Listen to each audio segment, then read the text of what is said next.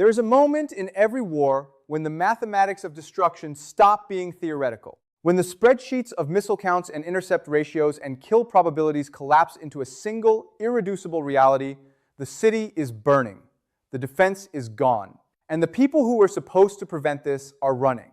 That moment arrived for Israel at 0247 on a Tuesday morning. Not with one missile, not with 100, not with the kind of attack that Iron Dome was designed to handle, the manageable salvos, the calculated strikes, the carefully metered barrages that Israel had absorbed and absorbed and absorbed across 3 decades of conflict management. With 2,000 Sejjil, 2 solid-fuel ballistic missiles launched in coordinated waves from hardened silos and mobile platforms dispersed across the length and breadth of Iranian territory, crossing the 1,500 kilometers between launch and impact in under 12 minutes, arriving in overlapping waves timed with the precision of a conductor's baton. Iron Dome did not fail last night. Iron Dome was mathematically murdered. There is a difference, and it matters. And by the end of this video, you will understand exactly what that difference means. Tel Aviv is burning. Haifa is burning. The Nevatim airbase, home to Israel's F-35 fleet, the crown jewel of Israeli air power, took 7 direct hits in the first wave. The Kiryat, Israel's Pentagon, the beating heart of IDF command and control, was struck so many times that the fires are still not out as we record this. And the United States, the partner, the guarantor, the nation whose president 6 weeks ago stood before the cameras and promised that American power would protect Israel from exactly this. The United States is gone. Its warships are withdrawing from the Persian Gulf. Its diplomats are on aircraft. Its president has not addressed the nation. Welcome to the Jiang Report. I am Professor Jiang Shuiqin. And tonight we are going to do something that the architects of this war do not want done.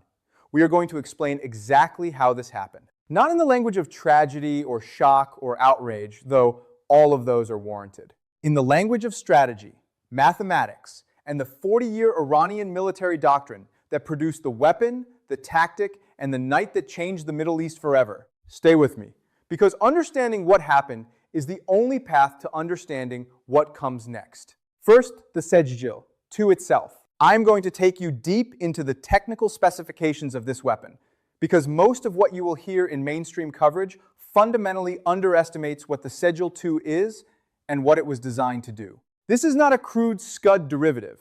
This is a precision, solid-fuel ballistic missile that represents 4 decades of Iranian engineering, North Korean collaboration, and Chinese technology transfer. Understanding the weapon is the foundation of understanding the night. Second, the salvo mathematics. 2,000 missiles is not an arbitrary number. It is the product of a precise Iranian calculation about what quantity of simultaneous inbound threats is required to mathematically saturate Israel's layered missile defense architecture at every tier simultaneously. We are going to walk through that calculation layer by layer and show you exactly why Iron Dome, David's Sling, and Arrow, 3 together, could not stop this attack, even if every system performed at its theoretical maximum. Third, the operational sequencing.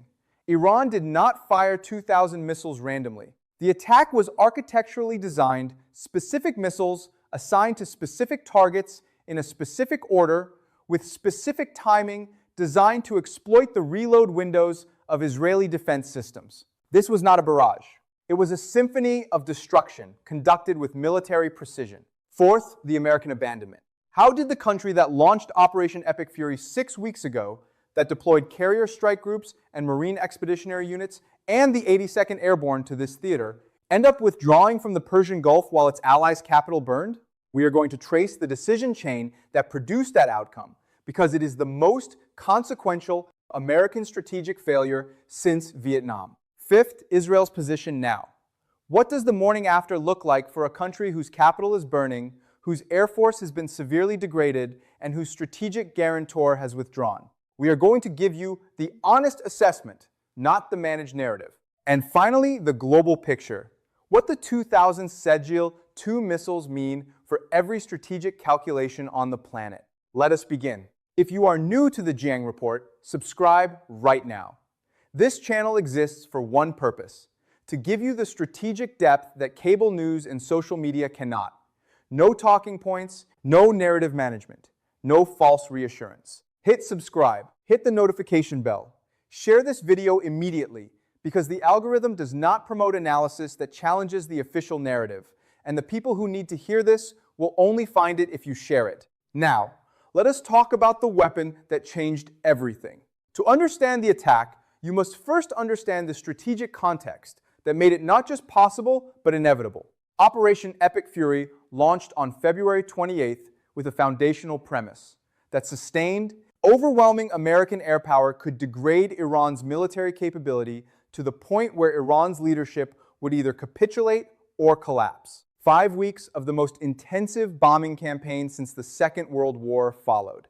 Over 1,250 targets struck in the first 48 hours. Khamenei killed. 2/3 of Iran's air defense network destroyed. The conventional Iranian Navy eliminated. IRGC command nodes targeted repeatedly.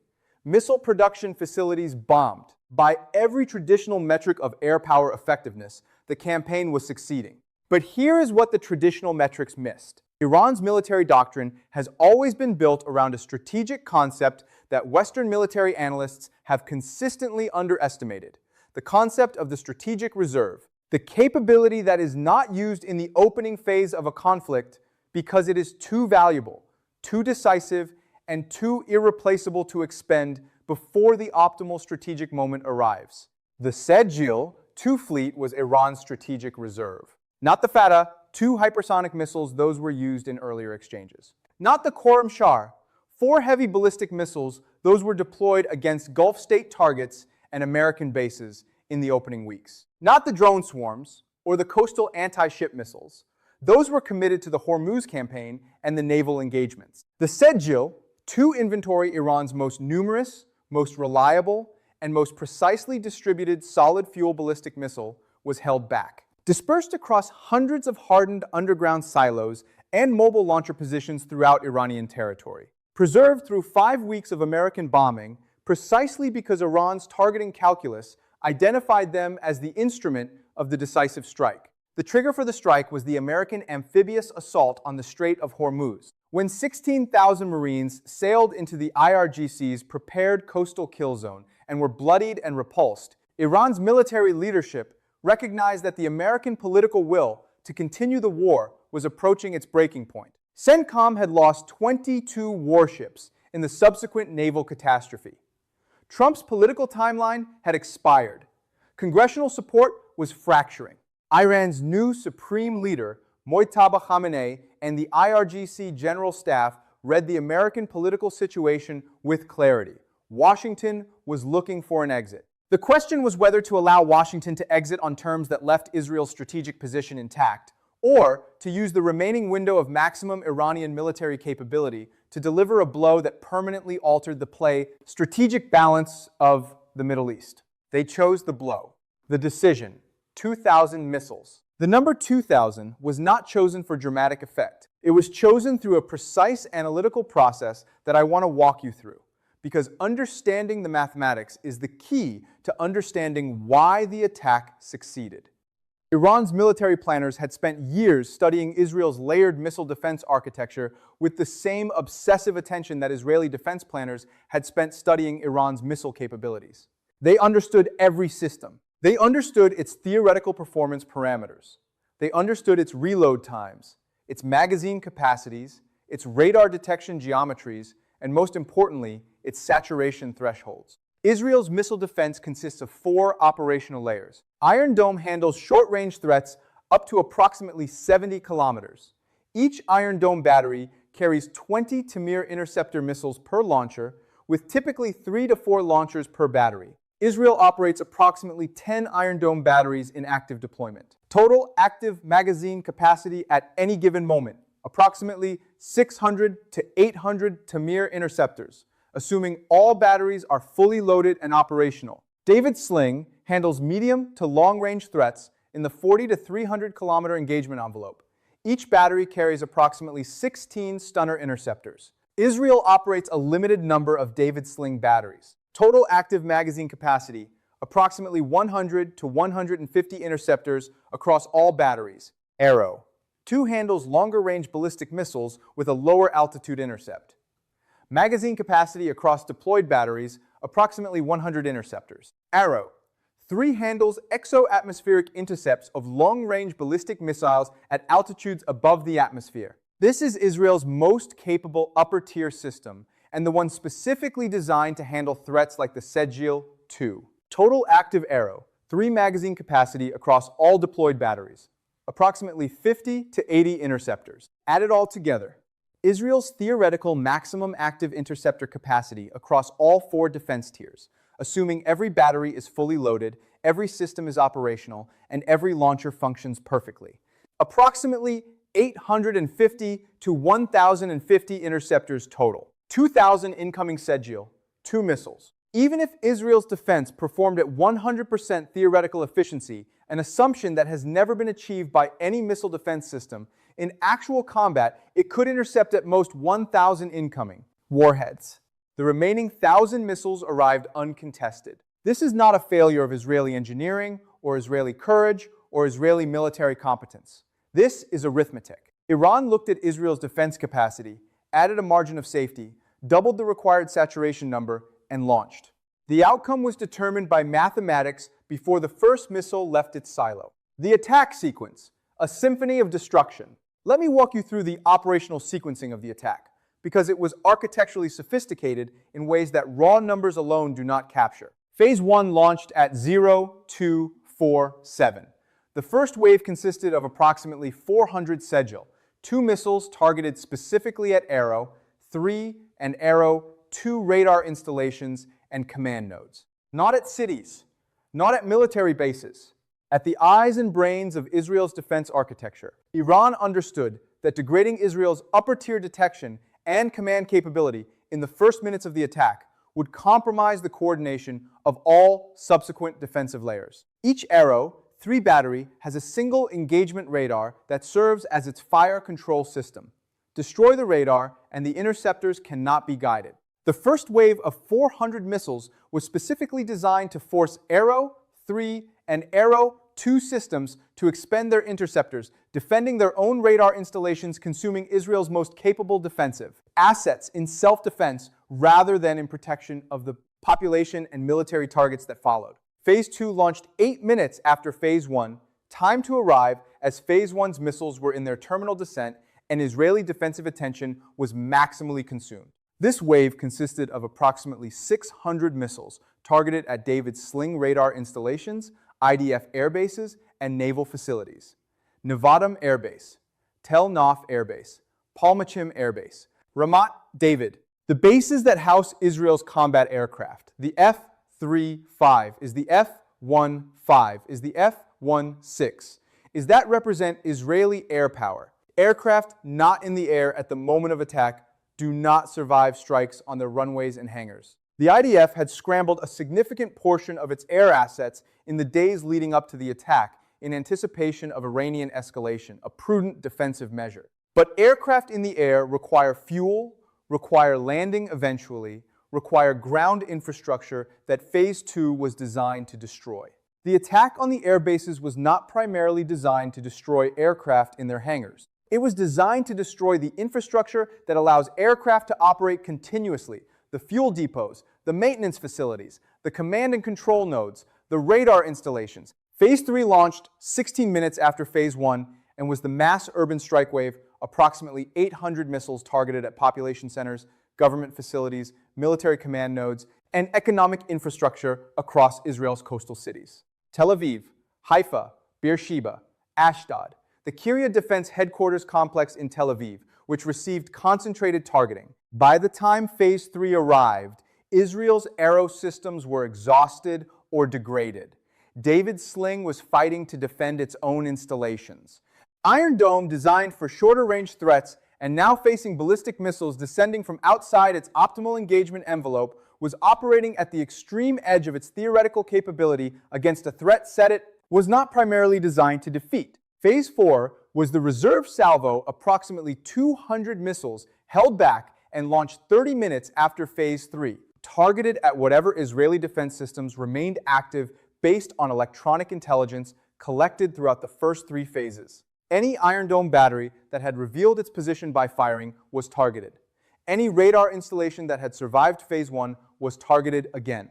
The total duration of the attack, from first launch to last impact, approximately 47 minutes. The total number of Israeli interceptors expended in defense, approximately 850, representing near total depletion of active missile defense magazine capacity across all systems. The number of incoming warheads that penetrated to their targets, over 1,000.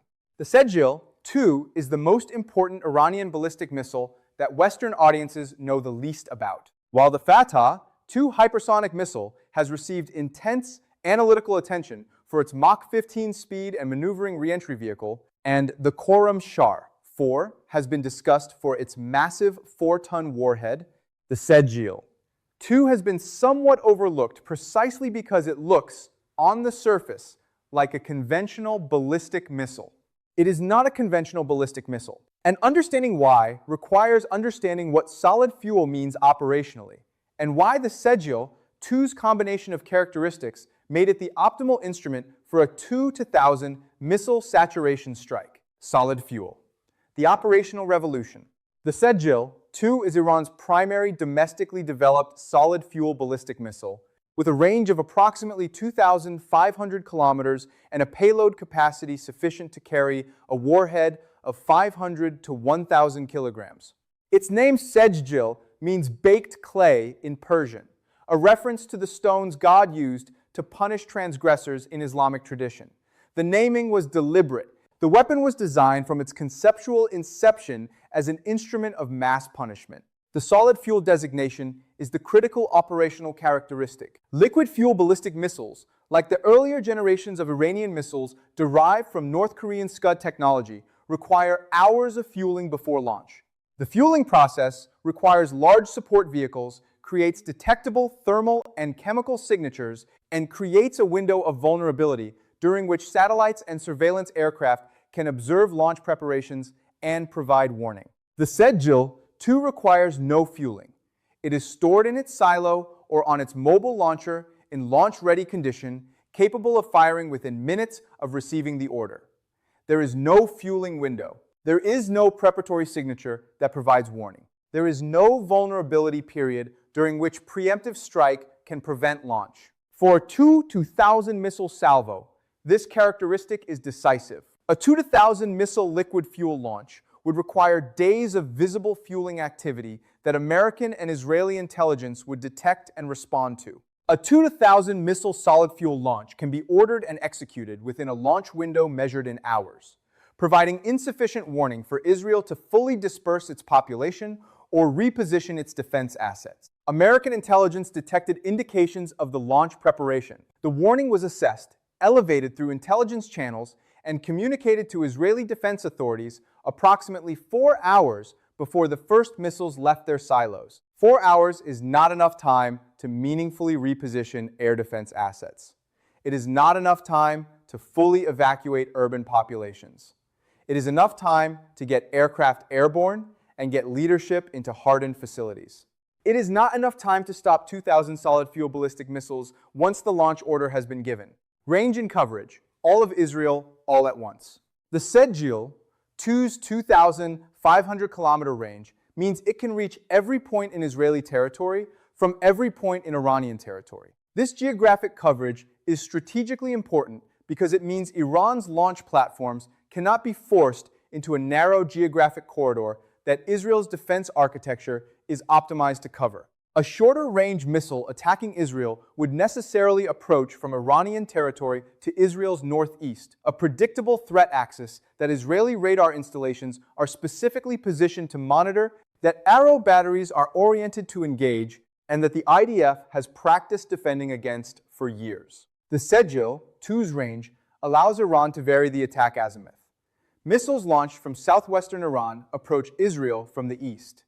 Missiles launched from central Iran approach from the northeast. Missiles launched from northern Iran approach from the north, passing over Iraq and Syria. The simultaneous arrival of missiles from multiple azimuths compounds the targeting problem for Israeli defense systems that must physically reorient between engagement geometries.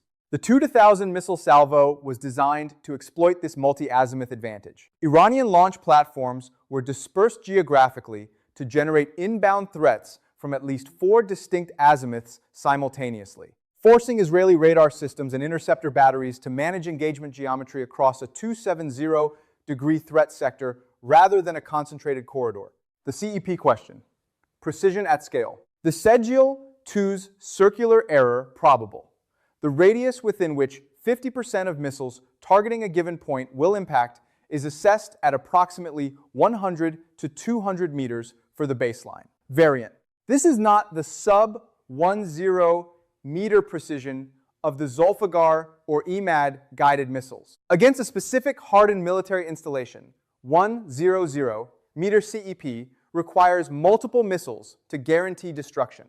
Iran's targeting planners accounted for this. Critical military targets in the attack plan, aero, battery, radar installations, IDF airbase command centers, the Kyria headquarters complex were assigned multiple missiles each, ensuring sufficient probability of destruction regardless of individual missile accuracy variation.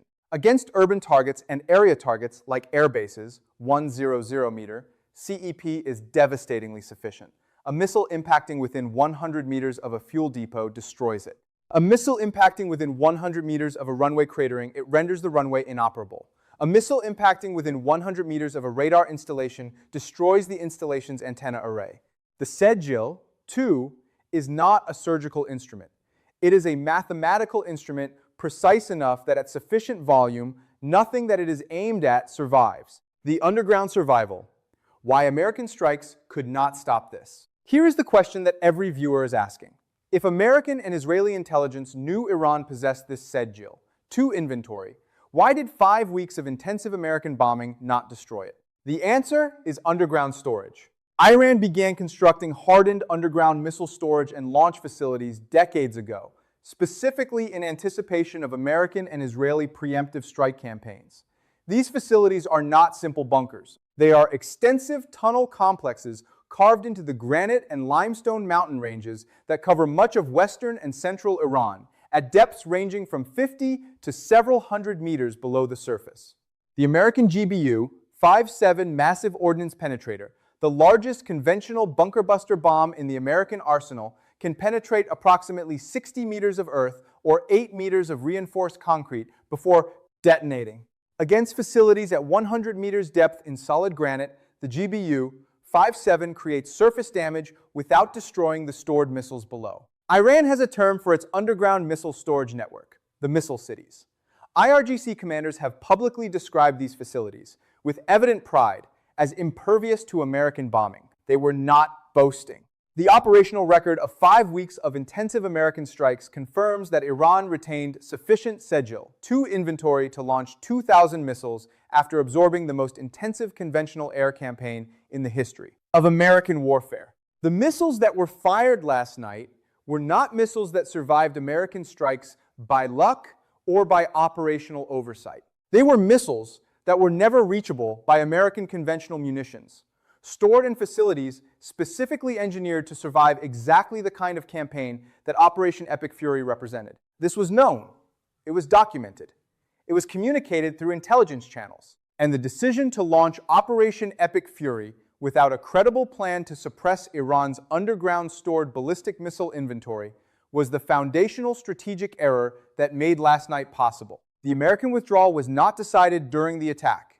It was decided days before, when intelligence confirmed Iran's Sejjil-2 launch preparations were irreversible. The calculation was brutal and simple.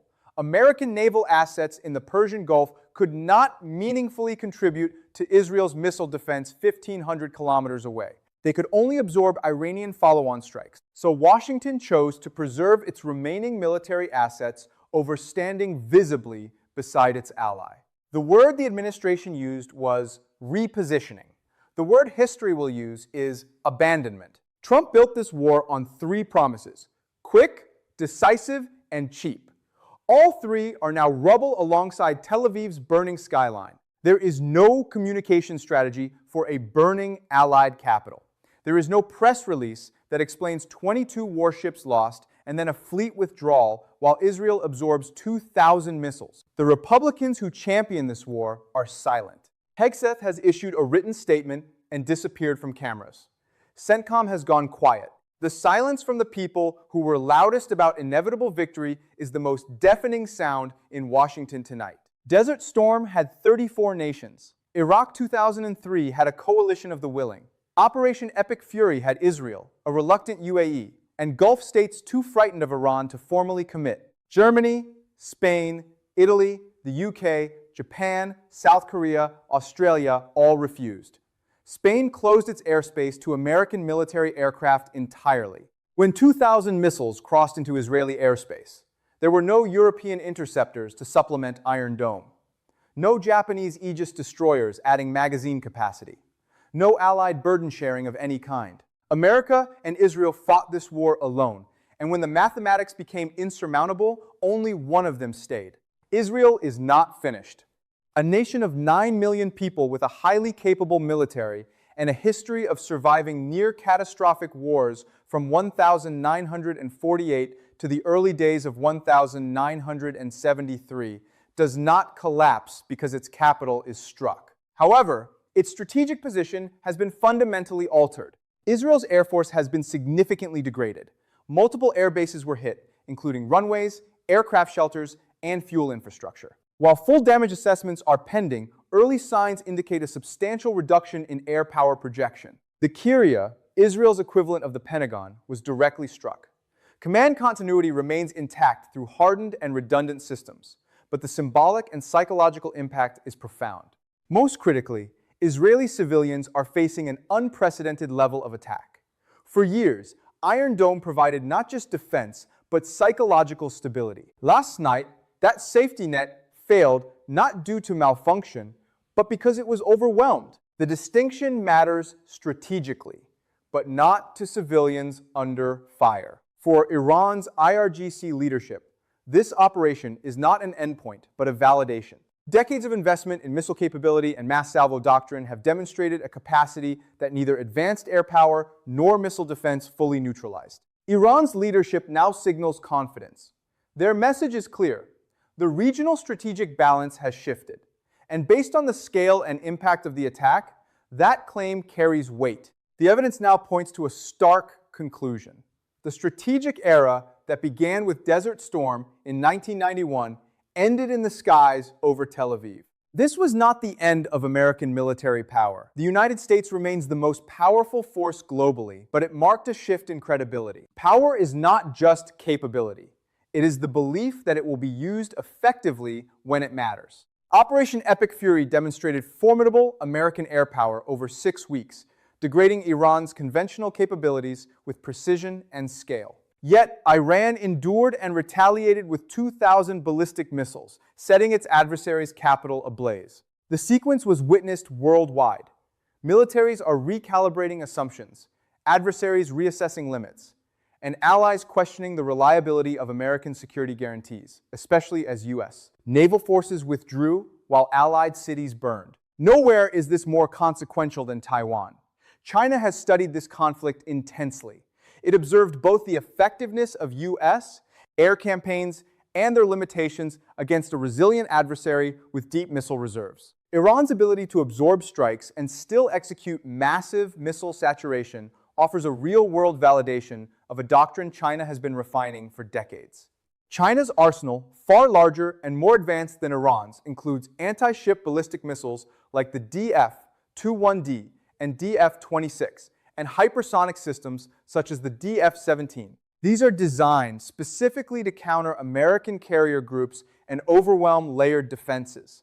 The key lesson for Beijing is not that Taiwan is newly vulnerable, but that saturation strategies can work. This will likely accelerate Chinese investment in missiles, hardened storage, and rapid launch systems. Russia and North Korea draw similar conclusions.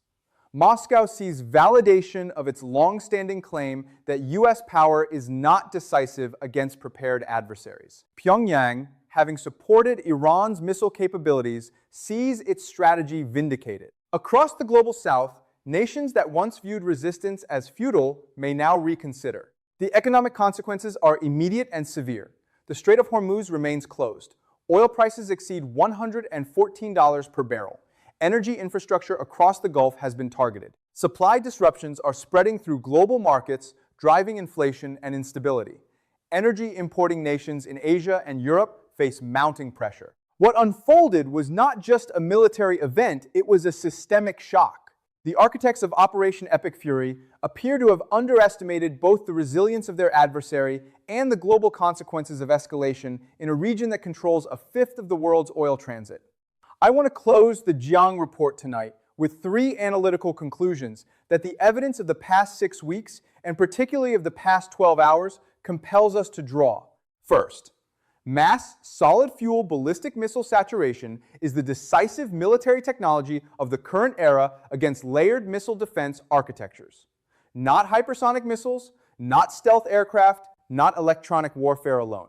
The combination of solid fuel enabling rapid, unwarned launch with mass numbers sufficient to mathematically exceed any defense system's magazine capacity is the tactical formula that last night validated. Every military that aspires to deter American power has just received the most important data point since precision air power emerged in Desert Storm. Second, the doctrine of American extended deterrence requires fundamental reassessment. Extended deterrence, the American guarantee that underwrites the security of Israel, Japan, South Korea, Taiwan, and dozens of other nations, rests on the belief that American military power will be decisive when applied. That belief has been shaken, not shattered, but shaken in a way that will require years of rebuilding and trillions of dollars of investment in missile defense, forward positioning, and alliance management to restore. The gap between what America promised Israel and what America delivered last night is not a footnote. It is the central strategic fact of 2026. Third, Iran's military doctrine of patient preparation, underground dispersal, and strategic reserve has been vindicated completely. Iran was bombed for 5 weeks by the world's most powerful air force. It preserved its Sejjil, 2 inventory and facilities that conventional munitions could not reach. It waited for the optimal strategic moment, and it fired 2,000 missiles in a coordinated, multi-phase attack that overwhelmed the world's most sophisticated missile defense architecture. This did not happen by accident. This happened because Iranian military planners were right about their doctrine, and American and Israeli planners were wrong about what air power alone could achieve against an adversary who had spent 40 years preparing for exactly this. Sequence of events. Where does this go? The most honest answer is into territory that has no clear precedent in the modern era. Israel is not defeated, but Israel is damaged, strategically exposed, and facing an adversary that has demonstrated it will absorb any punishment and respond with its most devastating available capability. The immediate priority in Jerusalem is damage assessment, civilian protection, and the reconstitution of enough military capability to maintain deterrence against follow-on strikes. America is not withdrawing from the Middle East entirely, but America is facing a political reckoning of historic proportions, a military posture that has been visibly degraded, and a president whose war narrative has been comprehensively destroyed by operational reality. The path to any negotiated exit that does not look like unambiguous American defeat is extraordinarily narrow. Iran is not victorious in the sense of having achieved its stated strategic objectives, but Iran has demonstrated that it can absorb a 6-week American air campaign and respond with a strike that sets its enemy's capital on fire. That demonstration changes the strategic mathematics of the Middle East in ways that will persist long after this particular conflict ends. And the world is not going back to the strategic assumptions that governed it before February 28th. The era of uncontested American air power dominance as the ultimate arbiter of Middle Eastern security has ended. What replaces it is not yet clear, but the 2000 Sejjil-2 missiles have written the first line of the answer. And history, as it always does, will write the rest. This has been the Jiang Report. I am Professor Jiang Shuiqin. If this analysis reached, you share it now. The algorithm will bury it. Your share is the only distribution this channel has. Leave your assessment in the comments. Tell me where you think the analysis is wrong. I read everything. Subscribe if you have not, and I will see you for the next report.